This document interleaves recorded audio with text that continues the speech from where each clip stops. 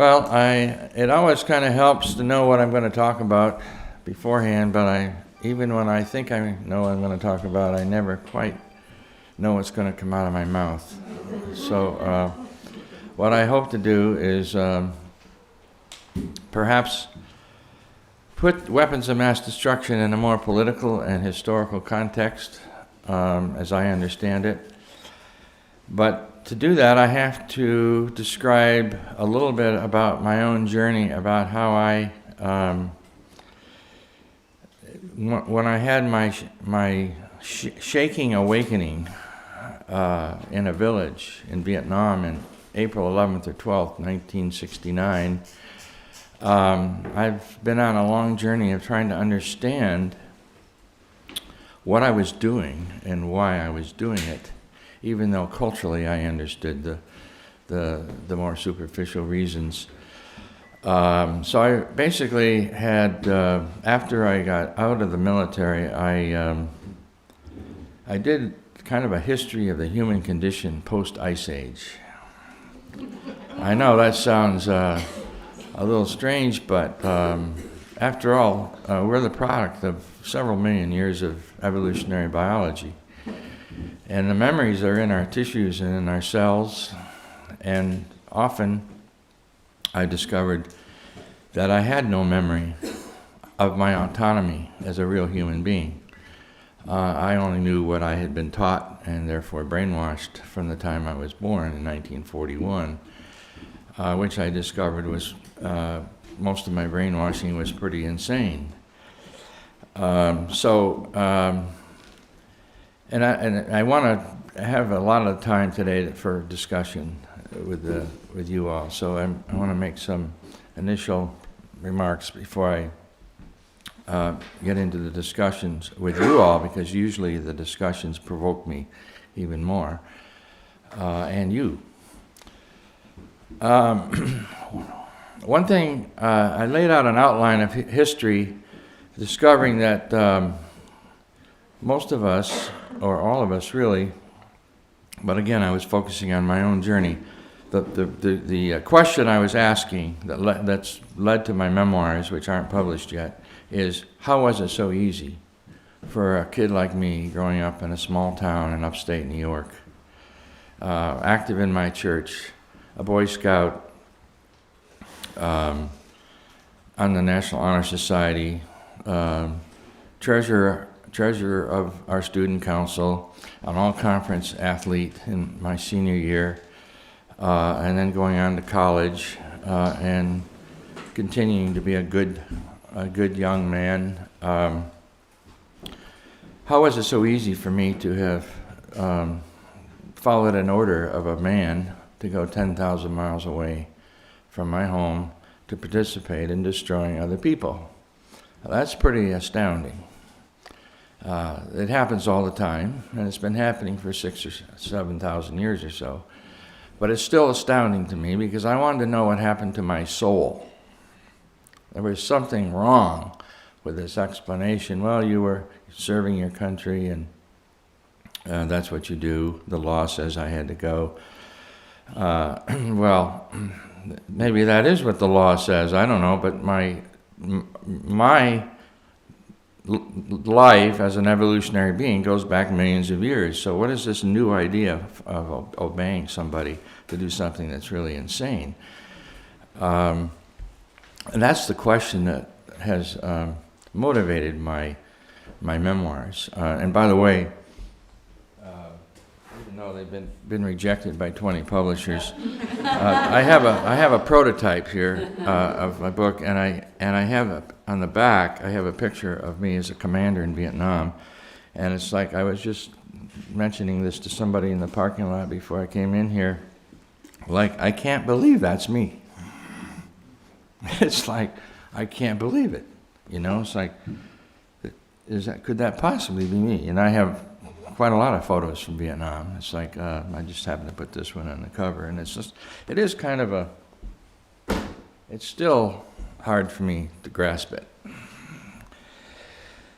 So I think we are in maybe the fifth or sixth or seventh blip, what I call blip in modern history.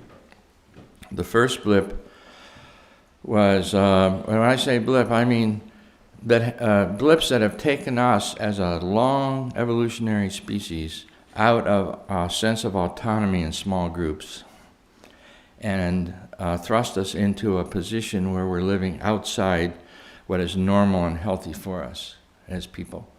So what I think is the first blip is that came after the agricultural revolution, and I'll be brief in this, but I think these blips all shaped us. After the agricultural revolution produced surplus led to empires. And empires led to what we call civilization. And civilization basically are vertical power structures that require lots of workers, call them slaves, in strata. You are in some class structure, the majority being at the base, the large numbers that are the workers, and then there were the scribes, the scribes and the priests and the astronomers. So that is a major blip, 300 generations or so, where we have been living in a class structure and requiring our obedience to somebody above us in order to be free of ostracization, free of imprisonment, or free of death, early death. And then we have, since 1500, we have the history of Eurocentric colonialization, where 20% of the population of the world basically plundered the other 80%. And of course, the 20%, which was the European countries at the time, the plunder was only distributed to their own oligarchy. It wasn't distributed among the people of Europe. And then we had another blip. René Descartes developed kind of a way of thinking that was very mechanistic and very right angle, the opposite of holistic thinking, reductionist thinking. And basically, Cartesian thinking has dominated all Western societies for 400 years. It dominates our language, it dominates the way we think, it dominates the way we define values. It's very rigid and very mechanistic. And then we had the Industrial Revolution, which really speeded everything up and increased the amount of misery, actually, while some people were getting wealthy. But that theme is pretty similar for 6,000 years, a few people getting wealthy at the behest of, on the backs of the majority of people. And then we have the Petroleum Revolution, 150 years now, where we had this material that took, I don't know how many millions of years, 80 million years or 200 million years to form under the surface of the Earth. And then in 150 years, we've taken half of it out and put it in the air and in the water, which has enabled all of us to do what we generally do with our lives. It's totally unsustainable, but we haven't been able to think that through clearly because we were born and raised in it. We didn't have that historical perspective. And then we've had, post-World War II, we had a very short period where there was a predominant middle class. Most of us in this room probably were very shaped by middle class values. Middle class, when I say the middle class, I mean really that was a large number of people that were in the middle class post-World War II, much different than all previous periods in our history. And so consumption became an extremely important value in the middle class blip. And now since the fall of the Berlin Wall, we've had this total global Pax Americana, which was just following on several decades of moving in that same direction, really since 1900. So these are blips in history that have really shaped our thought structure, have shaped our basic willingness to obey in a vertical structure. But don't even think about it. You learn to adapt. You learn to adapt in order to get along. Well, what happened to me in Vietnam, in this village, was that I had an extra duty. It was nothing I knew that I was going to be doing. And I was, by the way, I had been in law school when I was drafted, and I was a chicken hawk, so I admit that I believed in killing communists for Jesus, but I just didn't want to be part of it. I wanted other people to be part of it. And ironically, I was drafted due to a loophole in the school deferment law. I had a 2S school deferment in 1966. This was pre-lottery. I did not know there was a loophole in the deferment law. So I went home and met with the Selective Service Board, and they explained the loophole. I said, okay. So they actually deferred my induction for 3 months to enable me to finish my fourth semester of law school, and I enlisted in the Air Force in a 4-year program, thinking I was going to have an easier assignment. And in fact, the first 2 years, I was an officer at Headquarters Air Force in Washington. It was a very plush white-collar job. I thought, well, this is pretty good so far. But then I got orders to be part of an experimental Air Force Ranger unit, which I didn't even know existed in the Air Force. And I was sent to Fort Campbell, Kentucky for 12 weeks of Ranger training. And I thought, how did this all happen? How am I in this position? I did everything to avoid being in this situation. And I thought I was smart enough to avoid those situations. But learning, of course, that life has its own journey, and I needed to join the journey and understand the journey.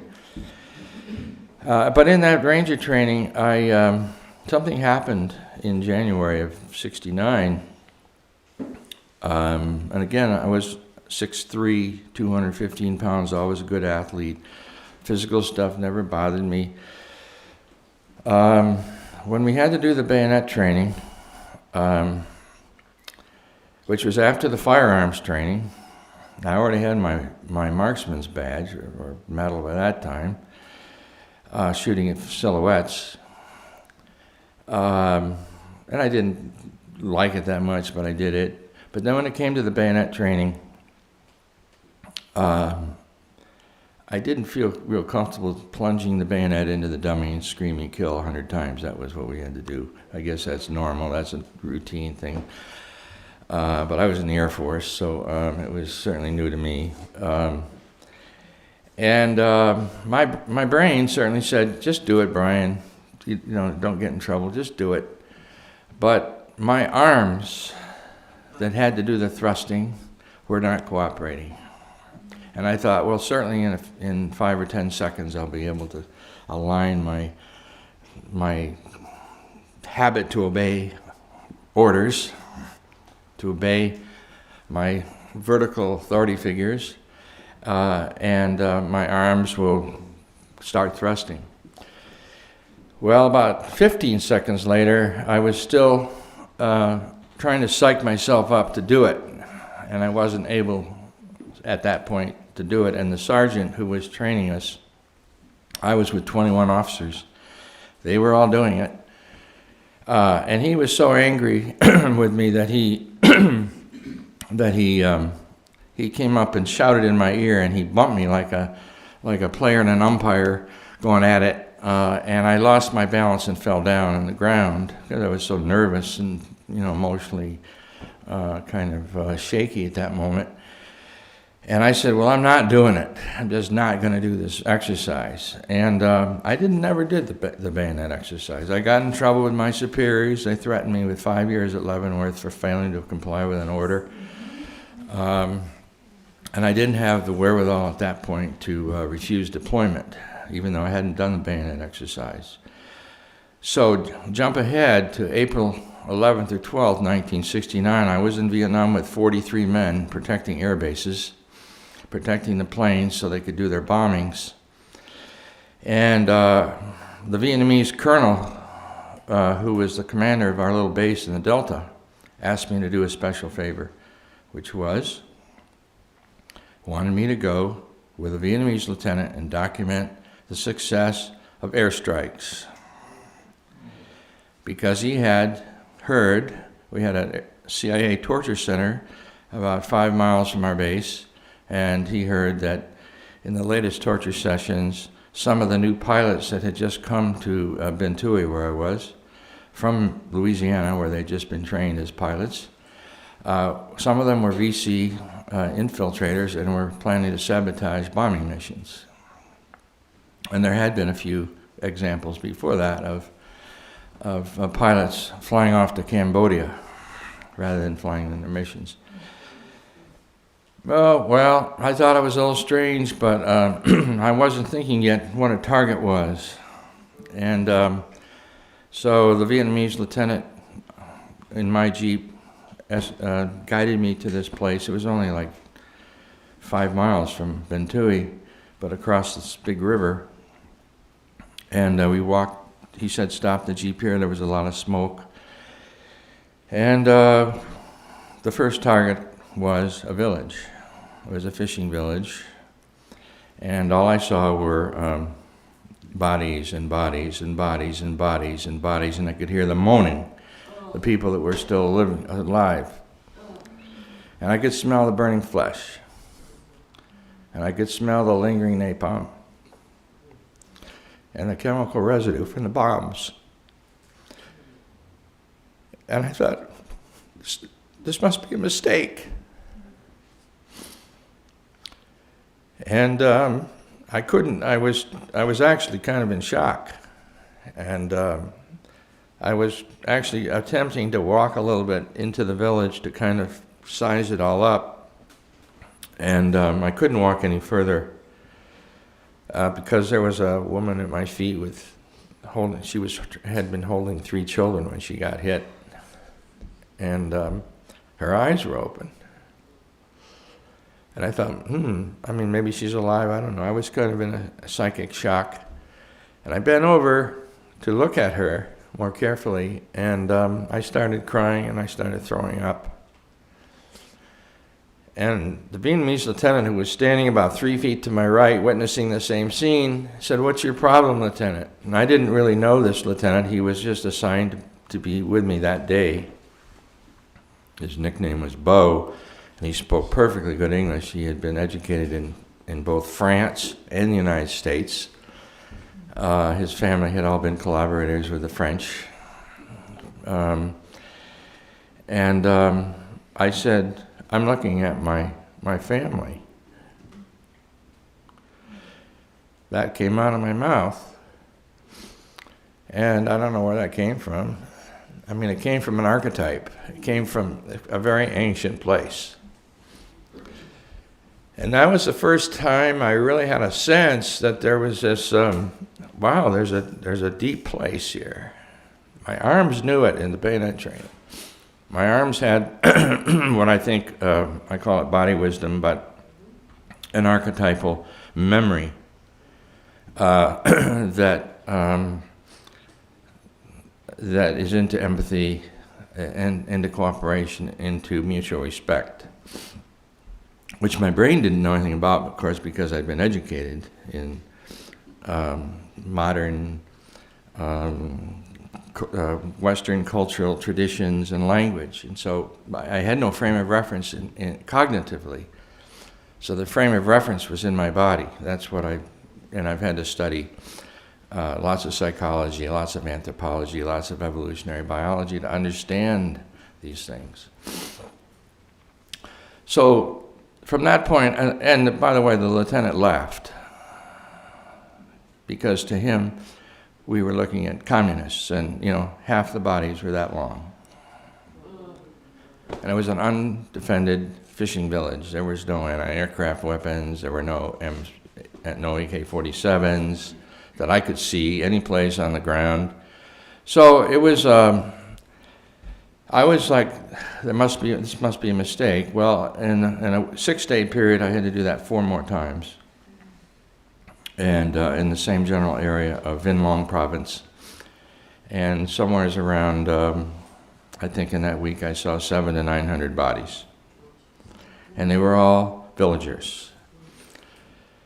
And I knew I was on the wrong side. If I wasn't a Buddhist. I was, by that time I wasn't even a Christian. I was just trying to figure out life. And, but I knew something was really, really wrong with the way I had been educated and the way I had been acculturated in the world. And so that started my journey. That's still happening to this day. Knowing that almost probably everything I've learned and all the assumptions that I've been living on, and many that I still don't even know yet, are probably fallacious. They probably aren't true. So that means, okay, the journey is wide open. Start learning. Start listening. Start talking to people. Start meditating. Start clearing the brain out of all that bullshit that's up there. And let some other wisdom come in.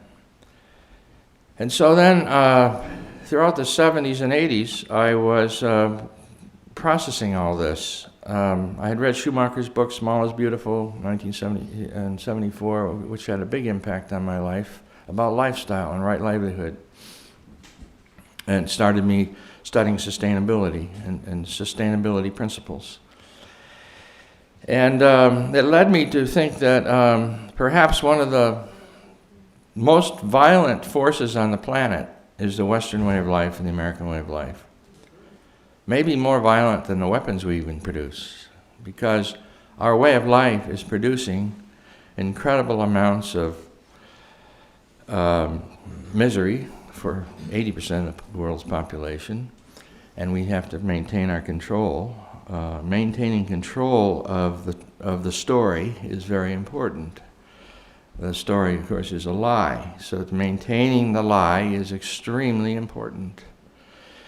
And because we have been obedient for 300 generations or whatever, for the most part, more or less, there's very few people that have provided us examples for being disobedient, and we have some, and there's some of them are in this room. But for the most part, we're still living in a way that requires exploitation of other people. And driving cars, which I used to have a Corvette. I drove all over the country with my Corvette Stingray. Before that, I had a 56 Chevy. We may be killing ourselves with car pollution while we've been fighting to stop nuclear weapons. And in my case, all my personal experiences are with conventional weapons. Chemical poisoning, cluster bombs, white phosphorus bombs, now depleted uranium, which I haven't been exposed to, at least in a war zone. All these insane uses of the human creative energy in order to maintain control of basically a story of the world that enhances a small percentage of the people materially and the middle class, what's left of it, but at the expense of millions of people and the earth. It's like we're a bunch of lemmings, as you've heard, racing to the cliff. And so my interest is in reclaiming human consciousness that's autonomous, because that's our natural, that is our organic, natural, evolutionary place. We are not designed to be following orders. We are not designed to have authority figures above us or submissive people below us. That is not natural. It is not normal, and it's certainly not healthy. So this is and by the way, also in my studying of post-Ice Age history, since we've had civilization, which is somewhere around 5,000 to 6,000 years, according to the political scientists, that's developed the concept of civilization, the word, that is, not the concept, but the word. We've had somewhere around 14 to 15,000 wars with substantial casualties in this 5,500-year period. And since 1500, we've had at least 3,000 wars with substantial casualties, and about 250 to 300,000 serious battles that might be short of what we call war. This is all stuff that I get from reading James Hillman and various historians that have been trying to establish this pattern of human violence that seemed to emerge with civilization, because civilization was about controlling land, controlling grain, controlling people so they could build the irrigation systems, they could build the grain silos, and that meant needing more labor, so you had to keep going out more to capture more people, and the people had to obey or be killed.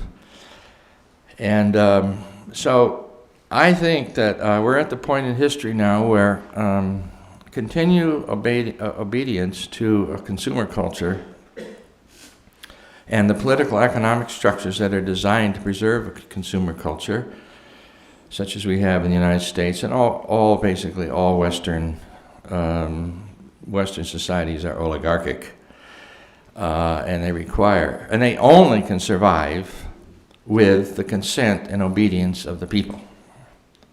Those structures cannot continue without our cooperation. Our money, our purchases of their goods, our investing in their banks, our voting, we legitimize them. And so I think we're at this incredible opportunity in history, at the point that we know that we have cooked ourselves in a terrible bind, almost to the point of omnicide. There's an incredible opportunity to step back and regroup. And regrouping means listening to nature, being quiet and still at times, stopping the frenetic race to do whatever we've been doing to survive, even though it's been maybe very hard. It's very hard because we're not being ourselves. We've fit ourselves into a position that isn't natural, and I just think this is an incredible opportunity for us to reassess. I did not come into the world in 1941 to follow an order to go 10,000 miles away to kill people. That's just not what I came in the world, and I don't think anybody did. But that's certainly the realization that I got. And I think I'm kind of normal. You know, when I was 23 years old in law school, I thought the United States was the greatest country in the history of the world, endowed by God to bring Christianity to the heathen and prosperity to the savages. It's a great story. Why would I want to question it? Well, I wasn't, in some way I wasn't going to be allowed to question it for whatever reason. Circumstances intervened. So we've been living in a social myth that the United States is a democratic nation committed to justice. But the social secret is it's always been an oligarchy committed to exploitation to benefit a few. And I think the fact that we keep believing in our system keeps us from revolting, or keeps us from being revolutionary, or keeps us from being more disobedient. We believe it because we're used to it. Our lives we have become addicted to a certain way of life which is not sustainable, and it's extremely destructive to the planet and to the people of the planet. And every weapon we develop, whether it's a trident, which is an incredibly destructive weapon, We haven't learned yet that every weapon is a boomerang. Everything we do is going to come back.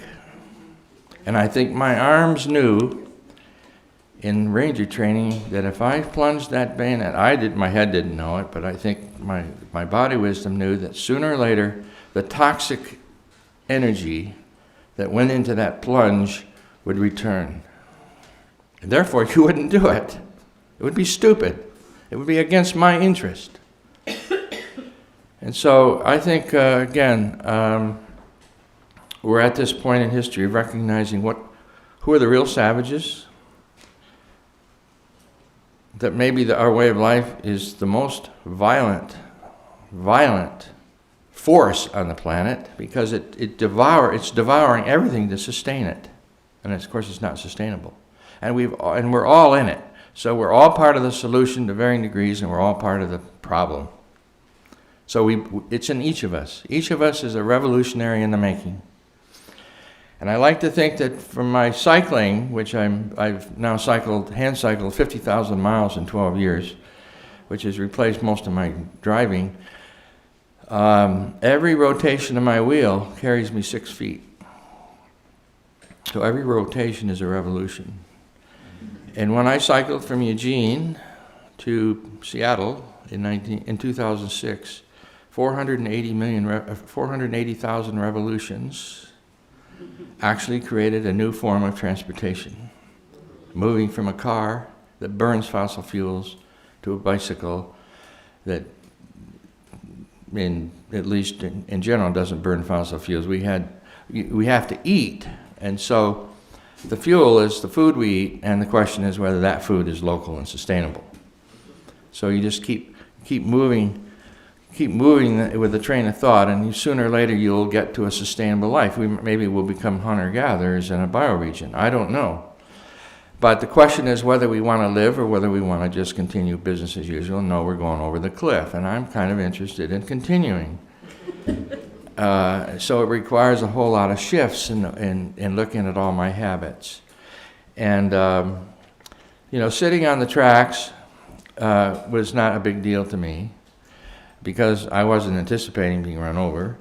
But what was a big deal to me was all the visits I spent in the war zones and seeing all these people who were being shot, maimed, blown up with our weapons. And of course, I wanted to be with them, not with Congress or the president. I mean, I would come back and lobby. And by the way, in the 70s, I was a lobbyist for 4 years in D.C., so I really knew the process of lobbying, walking the halls of Congress, and knowing how a bill really becomes a law, which was a great experience. But all those experiences of being with people who are moaning, and our president and the Congress and many people of our country have never heard the moaning. They haven't heard the moaning. If you hear the moaning, you won't keep doing what you're doing. You can't send a drone into Pakistan. You can't order a drone into Pakistan. You can't be a lieutenant or captain sitting at a computer screen directing a drone into Pakistan if you've heard the moaning. But of course, the whole point is we're not going to hear the moaning. That's the whole point. And so maybe there's ways that we can facilitate to hear the moaning, but it's probably going to be our moaning that we wind up hearing that maybe changes our life. I don't know what that's going to mean, but some of this stuff that we're creating, Agent Orange, directed at the vermin in Vietnam, is in the veins of Vietnam veterans, and it's in the veins of fourth generation of Vietnamese who are not the original targets. This is insanity. Of course, you all know that. This is total insanity. Everything we're doing is insane, but it's to maintain the lie that we're an exceptional society, that we're a good society. It's the lie, it's the fantasy, it's the Disney world that we've all grown up in, and to varying degrees are still participating in ways that are not helpful to the future of the planet, including myself. So it's a real challenge to regroup, to rediscover our autonomous selves, our real selves that are wired socially. Empathy is indispensable for human survival. It's as indispensable as food, air, and water. And it's in us. It doesn't have to be anything we go purchase. It's already present in our DNA. It's already in our tissues. So it's a moment, and who knows what's going to happen. There's likely to be a die-off because it's a correction mechanism that we've overpopulated ourselves at the expense of the earth and at the expense of ourselves. So we're all facing, we know, pretty incredible correction mechanisms. And the question is whether our consciousness is going to be cooperating in kind of a zeitgeist of rediscovery of who we really are, or whether we just stay addicted. And because I used to be a director of an outreach center, a veterans outreach center, I had to deal with a lot of addictions. And the vets that survived had to go through an arduous process if they wanted to overcome their addiction. Very arduous. Most of them didn't make it. And while I was director of the outreach center, 12 of them committed suicide. This is tough. Breaking addictions is tough. And consumerism is an addiction. And even the doctors and psychiatrists that are studying the dopamine in the brain, seeing what happens when you go shop, is the same pattern as when you're addicted to drugs, or what happens in the dopamine. So we're talking about radical shifts in the way we think and the way we make choices, totally in our capacity to do so. The question is how much we really want to do it and whether we have enough collective adrenaline that can make it kind of an almost explode into consciousness. Like, yeah, we're going to have a lot of potlucks now from food grown within 10 miles of our house. And we're going to do a lot more cycling. Whatever it is, it's a process of extricating ourselves from these habits that are very destructive. I'm going to stop there and hope that you all now can contribute to the conversation with your own comments, questions, whatever.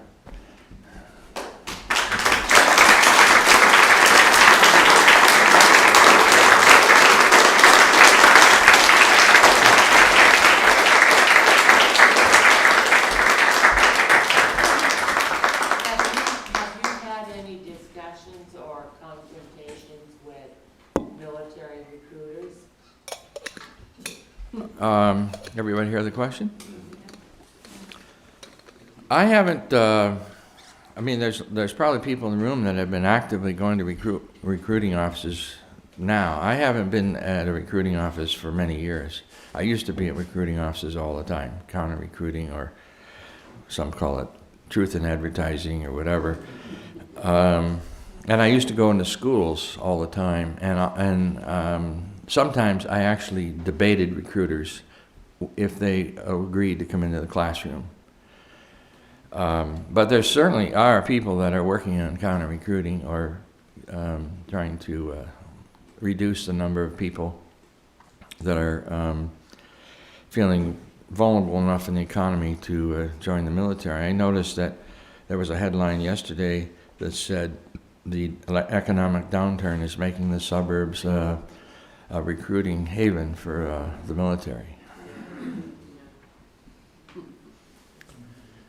Now that I'm looking at the fact that most of my lifestyle is actually deleterious to me and to the people around me, and having to start evaluating and making those changes, I have found a tremendous resentment within myself that why am I the guy who has to do this? You don't have to do it. Yeah, well, that's kind of the changes that I feel are, Well, again, you don't have to do it, and it's your choice. Yeah. I have no idea what people are going to do. Yeah. it looks, just from the empirical evidence, it appears that we're all going over the cliff. But I do also know that radical shifts in history, not just human history, but geological history, they tend to happen quickly when all the preconditions have been working to a certain point. And now we have the biofeedback loops that show what's happening with the climate change. And there's about 12 major ones that are all headed in the same place, which is, dramatic increase in temperatures and so forth. But and life is a journey. And we do have to deal with our feelings. We do have to embrace our feelings, not say that they're irrelevant. They are totally relevant, including resentment. And but most of the people will bury the feeling so you don't have to deal with it. And then it'll just fester in some other way. So I encourage people to allow themselves to feel all kinds of things. Because this is a very incredible moment in human history that is intense, and in the shift, there's going to be lots of explosions in our body, visceral explosions in our body, and lots of falling down and getting back up again. But that's the way life is. I mean, I've been staggering for 40 years. I'm still staggering on this journey, but I'll tell you what happened in that village when I saw that woman's eyes and saw her as basically me or my family. It gave me, in the horrible trauma of the moment, it gave me a vision of a life where everything's connected. Yes. And that has stayed with me. In fact, I have given that woman a name. Her name is Miley, because I think of her all the time. And sometimes I say, okay, Miley, what now? And I try to listen. Back there. In my marrow, I feel the same thing, that there is this opportunity for change. The sadness is I don't see young people, because we have fallen many times and picked ourselves up, and sometimes you go to a line and everybody's looking so sad. We're still here again, nothing's changed. And I feel that. And I just want to give you one example. We were in Chehalis, which is very military, sort of right wing. We're climbing up this hill, and here's this lady with this big American flag, and she says, "You guys are so hot out there, why don't you come in and get some water?" And she gave us water. Not thinking who we were, what sign we had. We were just sweaty and hot. And I took some pictures of the flag, and the Namyo didn't get killed. So there's this conversion that is happening. Just my only thing is that we who have fallen down and picked ourselves up are still struggling. I don't see the young people that I would like to see here, because we're going to just continue to move on somewhere else. Where are the young people? Thank you. Thank you. We live in Portland, and we certainly, I have noted that in Portland there's a under the radar movement I would call the horizontal revolution. Actually, Paul Hawken wrote a book called Blessed Unrest, a fairly recent book. Some of you may have read it. He identifies about 2 million examples all over the world of people emerging at the grassroots to become self-sufficient out of necessity, no longer being dependent upon centralized supply systems, whether it's electricity or fertilizer or water. So there is a movement, and in Portland the horizontal movement is very much made up of a lot of young people, but I'm sure there are a minority, a small minority of young people, but they're definitely leading the way in converting lawns to edible landscapes, from cars to cycling, community currency. I mean, there are ideas percolating out of necessity that we know we can't keep dependent upon. All the centralized systems we've been used to are going to collapse. They're all based on cheap petroleum. And so I think people are sensing it, and who knows in the shift how that sensing it, it's a shock. It's like you have to go through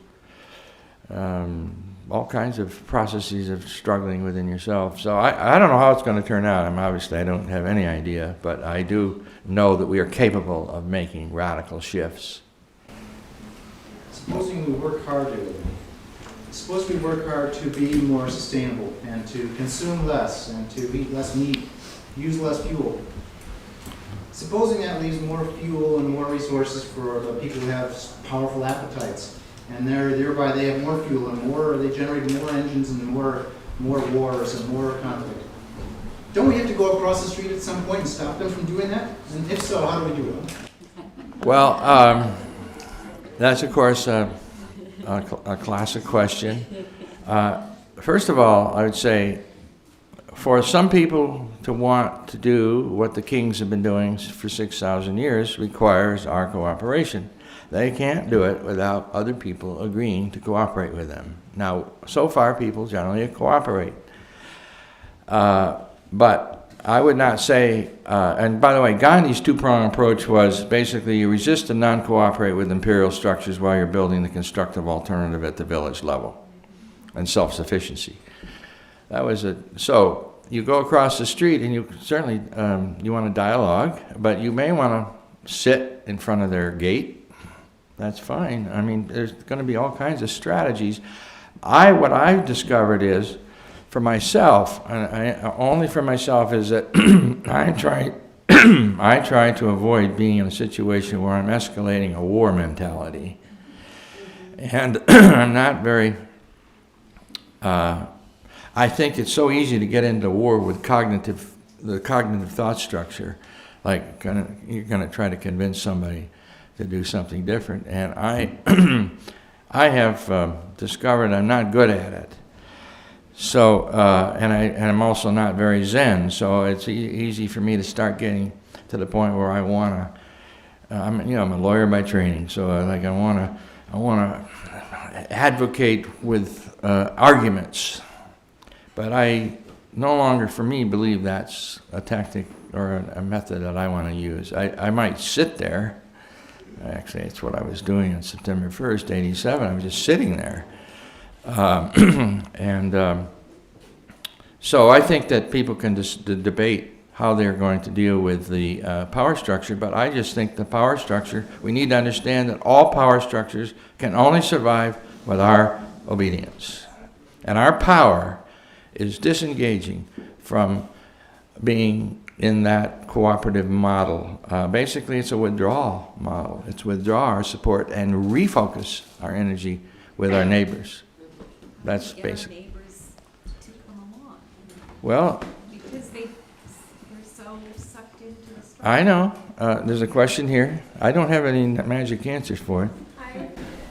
I have been a frontline mom for almost 30 years. I was part of the Back to the Land movement, and I was taken by the nonviolence and the organic planet and simple living, which I've lived as a frontline mom. And when the elders at Big Mountain asked for non-Indians to be human rights observers, it was the maligned hippies who showed up and knew how to haul water and chop wood. They were racist, but they were devoted. And because I have mixed race children as well, who were called niggers by hippies, I started to really try and do everything I could to learn about not being racist.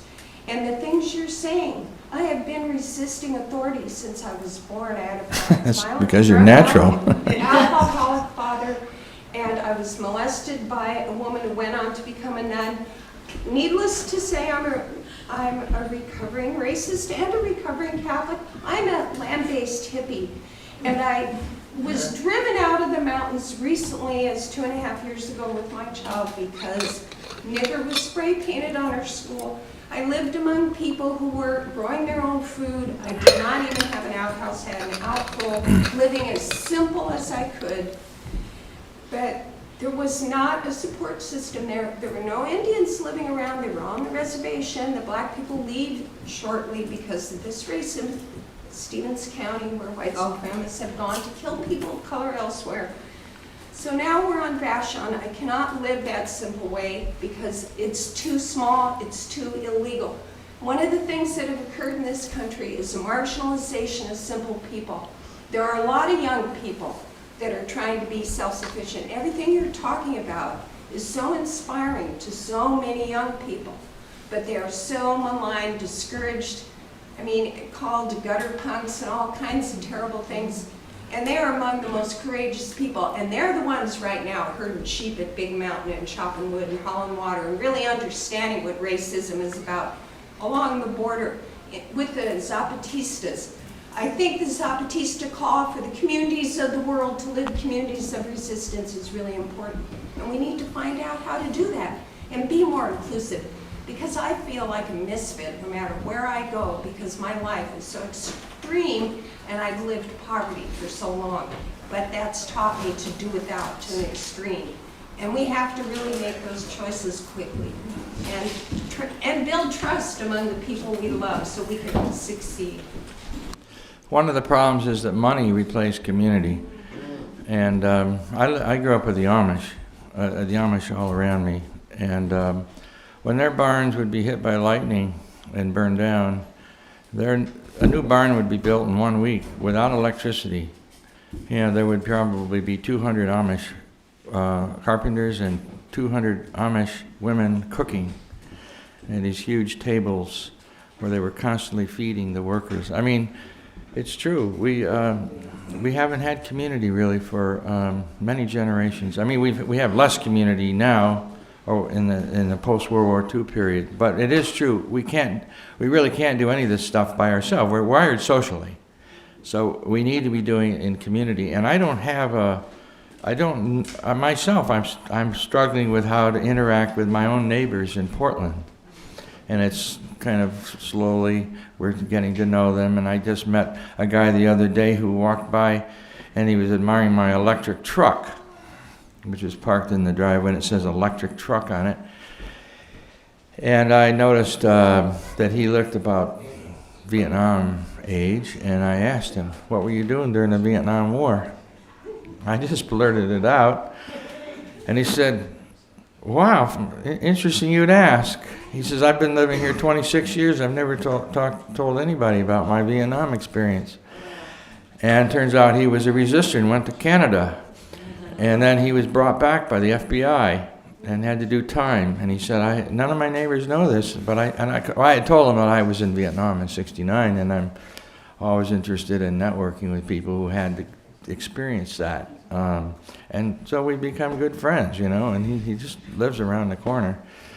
I don't know, because I cycle, I meet people all the time at stop signs. And I have no walls around me, so I'm just kind of, and I'm with hundreds of cyclists every day, and in Portland now they're having these days where they block off all the streets in certain areas, and there's 20,000 cyclists. And so that's pretty exciting. I don't know, I don't have any great solutions. I'm just trying to unravel my own. I'm a recovering white male, so my own process is I'm learning about. White American male. Oh, that's even worse. We have time for about 2 more questions. Yeah, Brian, I wanted to take off on your story about the bayonet. I've been working for the last 5.5 years with Iraq war resistors who are at City Sanctuary in Canada. And it's amazing how many of them have told me that they started thinking seriously and started turning themselves around as a result of the bayonet training. And I'm thinking that, the bayonet training is, when you think about it, there are certain situations where a soldier is hit in the hand-to-hand combat and might use a bayonet.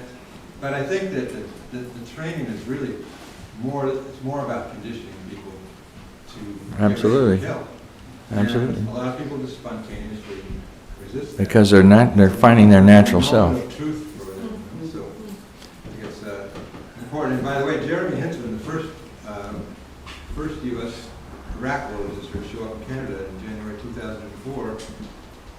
He became a conscientious objector after the bayonet training, and he and his wife and Vietnamese wife and 2 young children are on the verge of deportation from Canada.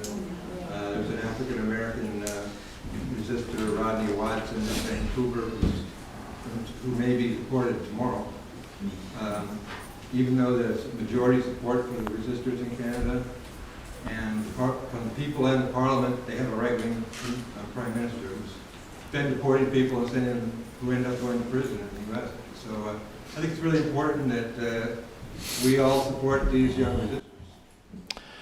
I want people in the room to know that Jerry Condon was with me when I got hit by the train, and he was one of about 40 witnesses, but he was one of the vets there, and he's was an ex-Green Beret medic, and he and my wife were the 2 people that were working feverishly to stop the bleeding in my legs. Jerry was there. Thank you, Jerry, for helping me be alive.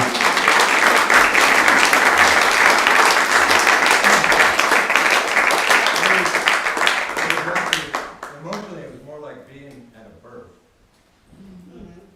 It was like a miraculous occasion.